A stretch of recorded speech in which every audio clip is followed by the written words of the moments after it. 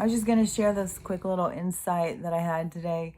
I've seen on TikTok yesterday I looked for a little, and I had seen where a lot of people are, onto what's going on, and they are disclosing things, and people see through the illusion. And so, it's going to continue happening.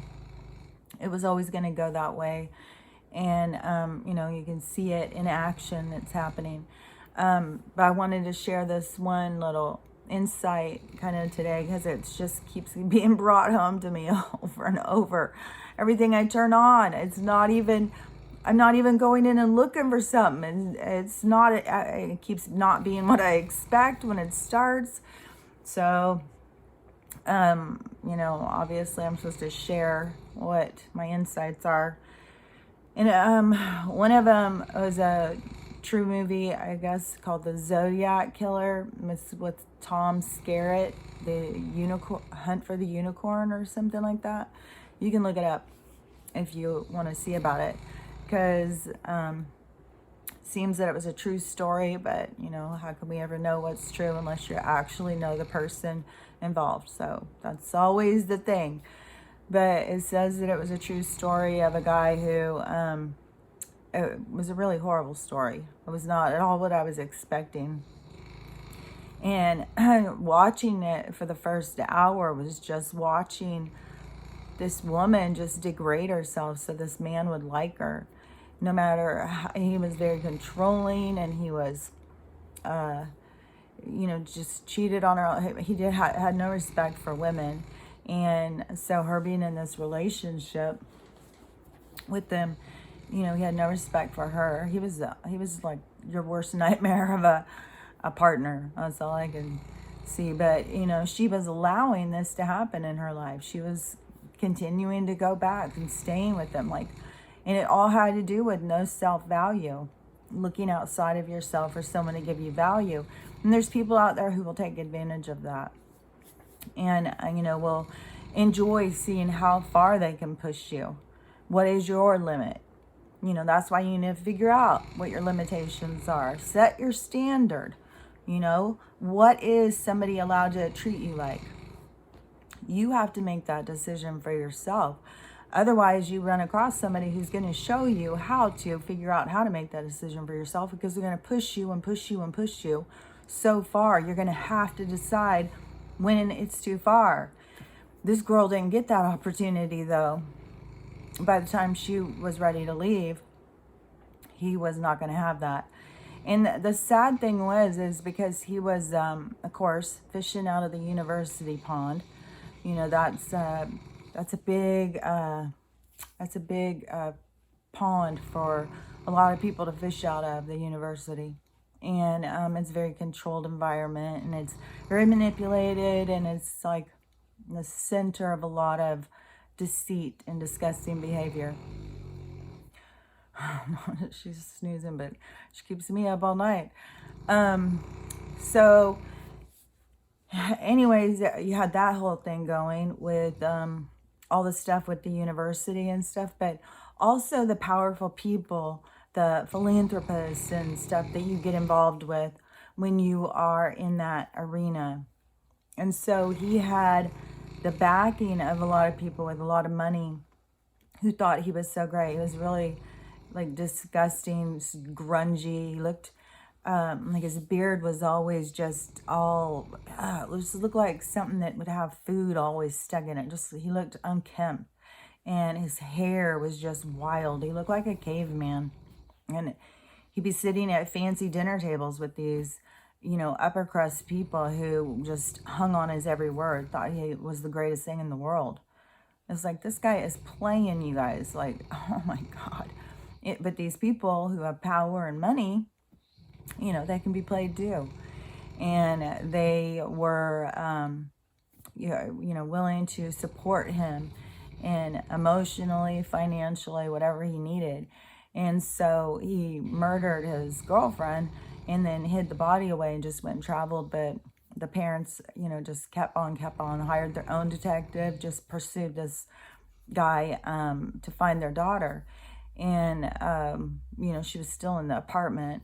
He had just beat her, but he didn't kill her. He beat her, well, she had huge holes all over in her skull because he bashed her skull in with something. And then he just put her in a trunk and left her to die. And then when he left town, that started smelling real bad. Neighbors complained, but they couldn't get in the apartment. So a year later, when they did get in there and find her, you know, she was like a mummy. And it still was really bad smelling gas when they opened the trunk.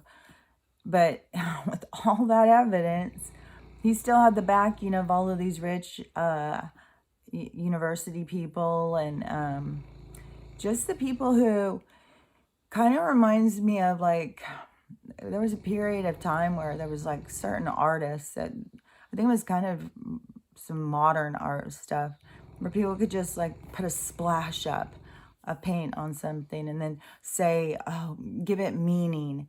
And these phony ass people who would stand around and they were like the emperor with no clothes on. They would believe whatever they were told. Oh, yes, I see it. Oh, it's so deep. It's so wonderful, you know. And this guy was just playing them because they're so full of themselves. And, you know, that has gone on for a lot. A lot of this stuff is exposed how phony these people are. There's no depth to them. Just because you have money doesn't mean you have depth. Doesn't mean you have any purpose or any kind of substance, you know. Money doesn't give you those things that people are looking for.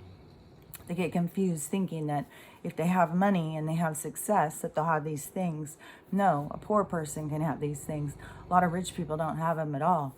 So they were really supportive of this guy, and he ended up, you know, running. They paid for him to get out on bail, and then he ran and got into a country that wouldn't extradite him. And he stayed hidden for all that whole time, even though he was found guilty in some sort of they did a trial called, I can't remember what it was called, but it was a trial without the person being there, and he was found guilty. And the prosecutors have said that that would help them be able to extradite him, but a lot of countries wouldn't do that, and he knew how to work the system. And that's not the first movie I've seen where somebody knows how to work the system between countries and what they'll do. There's a horrible, horrible one. I think it's called The Story of Zach or something like that. It's a documentary, and it's about a woman doing it between Canada and America, committing crimes and then using the system. So the system has been there, you know, like they haven't fixed those holes. They allow these, I think that they kind of allow these holes so it's a protection for themselves.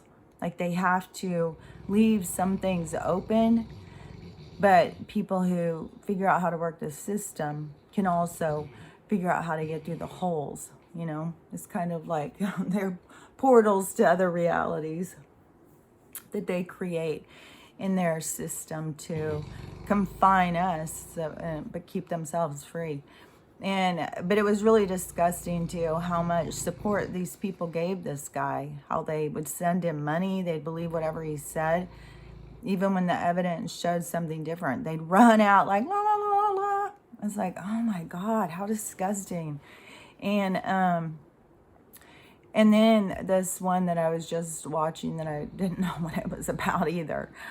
And it was a woman who, she was in a bad marriage, and he was, you know, it was like, he was definitely over the top with his screaming, yelling, anger, rage, breaking stuff. You know, he'd be scary to live with for sure. And violent, and drank a lot and stuff. So she wasn't having a great marriage, and this guy was really putting pressure on her to have a baby. He would force her into having sex and stuff like that, which, you know, same as the other girl. At what point do you draw the line? At what point do you say, hey, I'm better than this. I don't need this. You don't know how to treat people, so I'm taking that as my exit. But a lot of people will just stay. I mean, I was one of them. I stayed in a relationship where I felt like I was not being seen or heard. So then this woman, so she got into some fight with her husband one night, and she took all of the pills that she had in the house to try and kill herself. And so they took her in and they saved her, but she was pregnant and the baby died. And so she was covering it up. She hadn't told her husband. And when he found out, he was really mad. He wanted to charge her with murdering his child. So he decided he was going to sue her. And he couldn't let stuff go. Like, people who have like anger issues and control issues and what was the other word? It was anger and control. It'll come to me. People who have those kind of issues, they are not very, not flexible, but they have a lot of arrogance and ego riding on, their outlook of self. So he, his anger and stuff, like he would ruminate, like go over and over and over and over it, and was anger, and it would just build and build and build, and he'd get angrier and angrier and angrier. And so he decided he was going to sue her. And so once he sued her, this is where our judicial is. This is what our judicial is like. So once he had decided to sue her, then a local district attorney decided that he was going to take the platform and run with it because he wanted to make a shot for senator. This goes on all the time. And then he has the people who are behind him, guiding him. They're watching the numbers, trying to figure out like what we think, how we feel about it, getting us all involved. They got to get everybody involved, They got to have everybody paired against each other so they can calculate, okay, so which side do we go to, Which side are we going to take on this? So manipulative. And so they decide that this is a great time for them to step in because abortion was back up on the ballot. And I think this was the 80s when this happened. So she, because they had already had there was still a lot of fighting in different states. And the people who would go, these extremist right to life people, oh my gosh, they were warped. Oh my God, they'd go out in front of her house. They would dress up like surgeons, and then they'd all have bloody naked dolls hanging on their sticks and chant and stuff. And they'd throw those bloody dolls and stuff. It was like, oh my God, I can't imagine going out and acting like that and behaving like that and then going home and feeling good about yourself. But those people felt like they were, doing what needed to be done. And so, and then you had the other people where it was like, the Gloria Steinem people who had to get involved for the women's rights. So it became this giant battle. This personal case became like this whole battle for Georgia, and everybody getting involved over, who was right and who was wrong, and being in the middle of everybody's business. And it got really violent. It's a certain part, it became like a circus. Like they actually had vendors, they had rides, they had like the whole town, all these people from all over the country had come for this trial, and we're all out in front of the courthouse. It was so ridiculous. I don't know how accurate, when they make a movie about something, a lot of times they'll just take the court case and then they will make it, so much more entertaining for us. So who knows how ridiculous it got. I mean, we saw what happened with Casey Anthony's case, that got to be so, that was a circus. So, this person, I was thinking about Casey Anthony and Zimmerman and some of these people, because the guy this morning who killed her, he never got extradited. He never had to serve. I mean, he was, like the town where he was at, the last that they had seen, they had shunned him. Nobody wanted anything to do with him, but I mean, he'd just change his name and move. Plus, he could take off all of that hair and change his whole identity. But I don't know, he looked the same for so long. Because when he killed the girl, it was 1977. And when the movie, at the end of the movie where it says the dates, it said in 1999, he was still in France and had not been extradited. So I think he finished his days. He could still be alive. But, he never had to be held responsible. Zimmerman, I think, I don't think it was ever held responsible, and he just went off the deep end. Casey Anthony, she was not held responsible, and I think she was shunned. I think she has to live in hiding. It's so much better to just take responsibility for what you've done and take your punishment, because it heals your soul. So, I don't know. There's a lot of people who think you can run from things, but you can't. So in this one, I'm not sure how ridiculous it really had become, what a circus it was, but the way that the government used this personal story in somebody's life to turn it into a divisive argument between all of us it had nothing to do with. They do this kind of stuff all the time. They want to keep us divided. And for some reason, abortion is one of the things that they love to keep us divided on, because people get so passionate about children. But then in either of the groups that you continue to ask questions, talk them through it, it always falls apart either way, because it's not a group decision. It's a personal decision for people between their own self and, whatever they believe their maker to be. It's a soul's decision. It's not a decision for all of us to be involved. And, to me, I'm lucky I've never, had to make a decision like that. I've thought about it before when times were tough in my life, like maybe this would be my best way out. It's like my easy way out, but I never did do that. But I know a lot of people who have, and it haunted them for their whole life.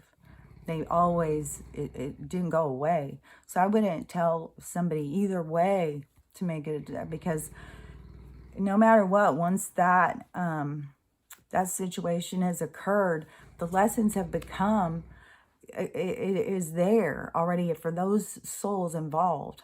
Those lessons have already started. Once it becomes what's considered alive, then it's already got a whole situation going. So it's not really anybody else's place or business to talk about it. And like I said before, people need to learn about their cycles in this world moving forward. We shouldn't have these stupid arguments like this. We shouldn't have each other in each other's business. And then this woman, her stuff even got more complicated. And who knows, this could have been part where they just wanted to make the story more sensationalized.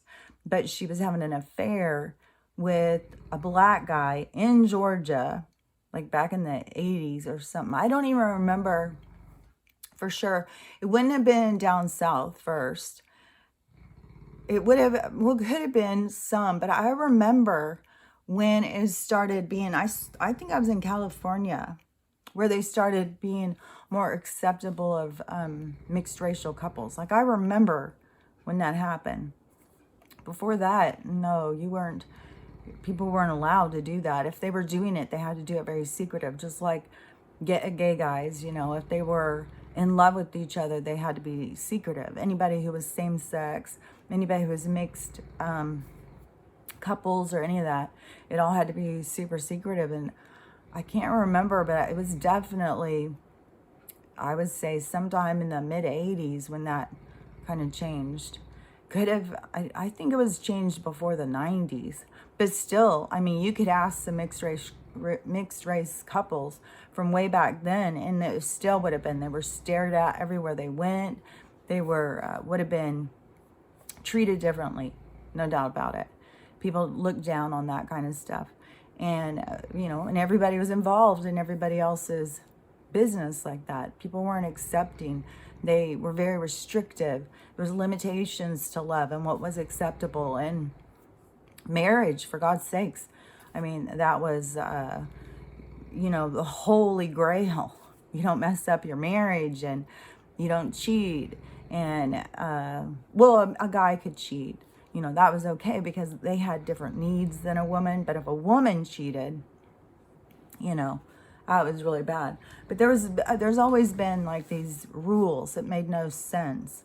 And, but, that's what we've been growing out of, these restrictive rules. And you can see we've made progress.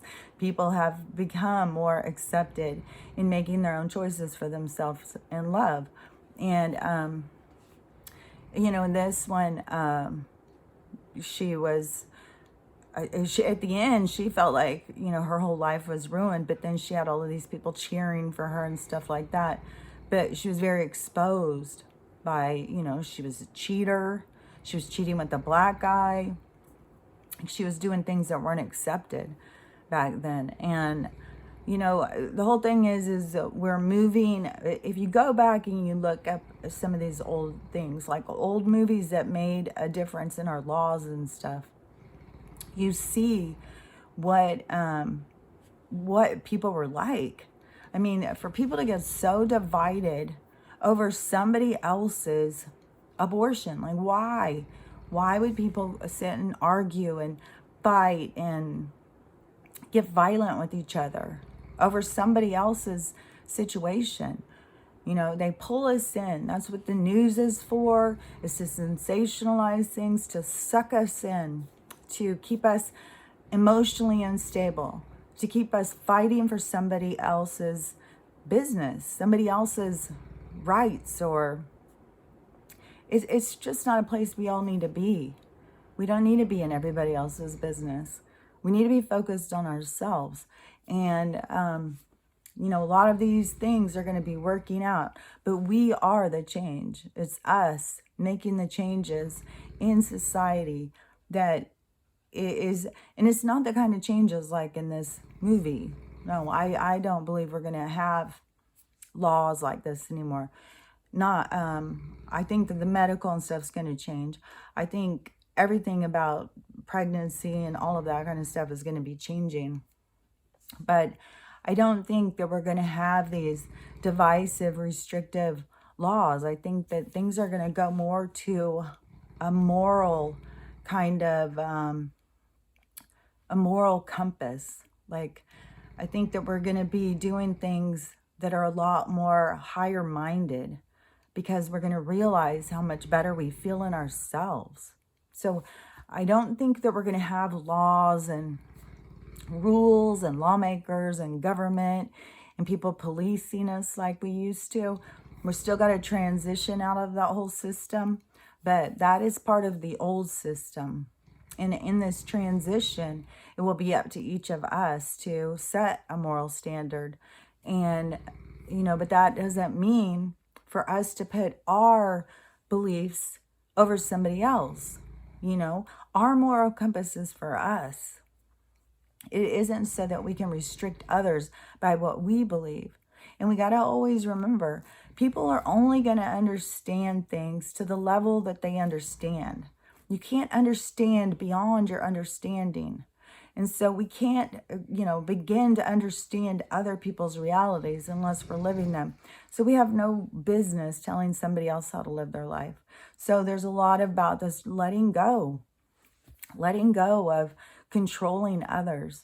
And, as we all raise our standards to be better people, the communities will raise their standards, the society, all of mankind will raise up, level up, because we will each individually do it. We'll change how our families are raised. We'll change the dynamic in how we interact. And those changes will move us in the direction that we want to be going. So we don't need to be arguing and fighting and stuff. We need to recognize that Judicial has always been there to control us. The media has always been there to keep us distracted, to keep us engaged in the narrative. you know? So it's not a system that has ever been there for us. It's only been there to keep us divided. So everybody needs to just see through, see through these illusions, you know, pay attention. You know, you can go and watch so many different ones. Watch Stephen Avery if you think that we have a judicial system that's not corrupt. The whole problem is the people with money who are the ones who got in there to be judges and lawmakers and all those people who created the rules for us don't follow the rules. They have their own rules. They're only making the rules for us. And they're the ones that are breaking all the laws. They're the ones that are committing all the crimes. The rest of us are just trying to survive. And some people, you know, some people have to survive in ways that some other people don't understand because, you know, we don't understand everybody's reality unless we're living it. But that's why we have to release control and, you know, relinquish our desires. You know, we don't have to have the world live by how we see, what we believe. We just have to allow everybody else to figure out what they believe. So anyways, that was my little insights for the stuff today. You know, just watch some older stuff, like I've said for a while. If you pay attention and you really look at how things were and how things have changed, you will see we are making great progress as a collective. We are learning and we are growing. And this is a great time of transition. So, you know, stay excited and stay working on you. And, you know, I know some of these days are hard to stay excited, I'll tell you. One dark, dreary, cold day after another. You know, sick dog, and I'm sure that all these toxins that are being dumped on us just nonstop. So anyways, we'll get through this and we will, you know, we'll conquer. We will create the world that we want to exist in. And we'll move out of this just trying to survive, you know, this other reality that someone else has created for us. And, you know, I don't know, there's a lot of stuff that people have to wake up to. So anyways, I'll talk to you later. Bye.